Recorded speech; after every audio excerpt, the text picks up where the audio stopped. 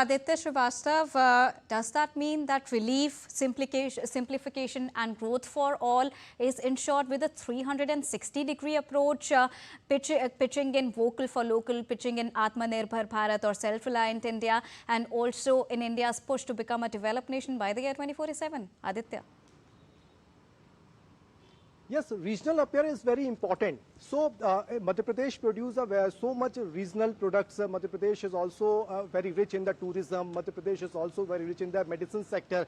These sectors are very, got a game changer time through this GST reform. If we talk about the medicine sector, Madhya Pradesh, contribute around 20 to 30% of India export in medicine sector. So, the medicine sector will also benefited through this GST reform.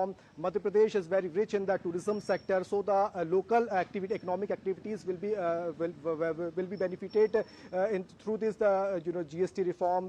Those tourists who came who will come in the Madhya Pradesh, in the hotel sector, if we are stay in a hotel, around 1,000 to 7,500 will become around the 5% tax. Not as we know earlier that 12% GST rate is applicable till now. So from tomorrow, only 5% tax will be applicable on the hotel rates. Medicine sector is also benefited. Startup sector, startup ecosystem is very good in Madhya Pradesh, especially in the Indore. There are a lot of startups are there. So these startups will also get some the tax rebates from this GST reforms and also income tax reform.